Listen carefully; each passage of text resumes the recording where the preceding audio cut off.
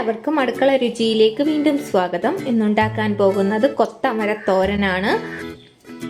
ഇതാണ് കൊത്തമര. ഇതുപോലത്തെ പരുവാണെങ്കിൽ ഇത് എൻ്റെ സൈഡ് കീറേണ്ട ആവശ്യമില്ല, നമുക്ക് വട്ടത്തിൽ അരിഞ്ഞെടുക്കാം. ഇതുപോലെ ഇത്തിരി കട്ടിയുള്ള പരുവാണെങ്കിൽ ഈ ഒരു പോർഷൻ ഒന്ന് ചെത്തിക്കളഞ്ഞതിന് ശേഷം അരിഞ്ഞെടുക്കുക.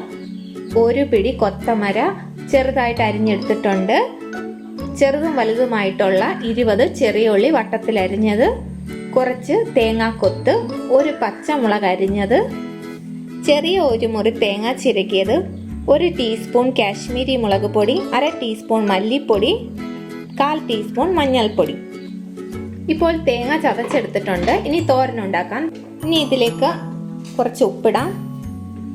ഇനി കൈ കൊണ്ട് നന്നായിട്ടൊന്ന് യോജിപ്പിച്ചെടുക്കാം.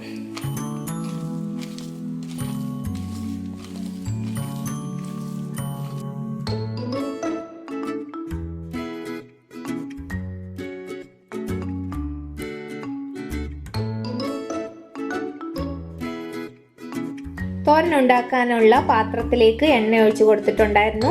ഇപ്പോൾ എണ്ണ ചൂടായിട്ടുണ്ട്. ഇനി ഇതിലേക്ക് കടുകിടാം. കടുക് പൊട്ടി തുടങ്ങിയിട്ടുണ്ട്. ഇനി വറ്റൽമുളകും കറിവേപ്പിലയും കൂടെ ചേർക്കാം.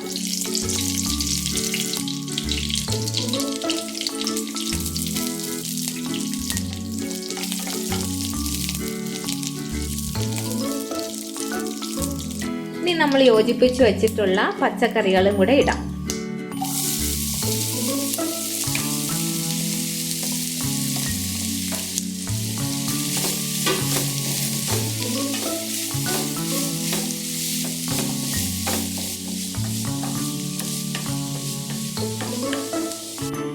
ഇനി മിക്സി കഴുകിയെടുത്ത 1 സ്പൂണ് വെള്ളം കൂടെ ഇതിലേക്ക് ഒഴിക്കാം. ഇനി അടച്ചു വെച്ച് ചെറിയ തീയിൽ വേവിച്ചെടുക്കാം. ഇപ്പോൾ തോരന് നല്ല ആവി വന്നിട്ടുണ്ട്. നമുക്ക് തുറന്നു കൊടുത്തൊന്ന് ഇളക്കി കൊടുക്കാം. ചെറിയ ഉള്ളി മാത്രം ഉപയോഗിച്ച് ഞങ്ങൾ തോരൻ ഉണ്ടാക്കിയിട്ടുണ്ട്. അതിൻ്റെ ലിങ്ക് ഞാൻ ഡിസ്ക്രിപ്ഷൻ ബോക്സിൽ കൊടുക്കാം. കണ്ടിട്ടില്ലാത്തവർ ആ വീഡിയോ ഒന്ന് കണ്ടു നോക്കുക. മിക്കവർക്കും ചെറിയ ഉള്ളി തോരൻ അറിയത്തില്ല. വളരെ ടേസ്റ്റി ആയിട്ടുള്ള ഒരു തോരനാണ്. കഴിച്ചിട്ടില്ലാത്തവർ വീഡിയോ കണ്ട ശേഷം ഉണ്ടാക്കി നോക്കുക. അഭിപ്രായങ്ങൾ അറിയിക്കാൻ മറക്കരുത്. ഇപ്പോൾ തോരൻ വെന്തിട്ടുണ്ട്. ഉപ്പ് കുറച്ച് കുറവായിരുന്നു, അത് ചേർത്ത് കൊടുത്തിട്ടുണ്ട്. ഇനി നമുക്ക് ഗ്യാസ് ഓഫ് ചെയ്യാം. അമരയ്ക്ക തോരൻ ഒരു പ്ലേറ്റിലേക്ക് മാറ്റിയിട്ടുണ്ട്. ഞങ്ങളുടെ നാട്ടിൽ പച്ചക്കറി കിറ്റ് വാങ്ങുമ്പോൾ ഈ അമരയ്ക്ക ഒരുപാട് കിട്ടാറുണ്ട്. ഞങ്ങളിത് 2-3 രീതിയിൽ തോരൻ ഉണ്ടാക്കാറുണ്ട്. അതിലൊരു രീതിയാണിത്. ഈ തോരൻ്റെ കൂടെ ചമ്മന്തിയും കൂടെ ഉണ്ടെങ്കിൽ വയറ് നിറച്ച് ചോറ് കഴിക്കാം. ഒരുപാട് ഗുണങ്ങളുള്ള ഒരു പച്ചക്കറിയാണ്. അതുകൊണ്ട് ആരും ഇത് പാഴാക്കി കളയരുത്. വീഡിയോ ഇഷ്ടപ്പെട്ടാൽ ലൈക്ക് ചെയ്യാനും ഷെയർ ചെയ്യാനും കമൻറ്റ് ചെയ്യാനും മറക്കരുത്.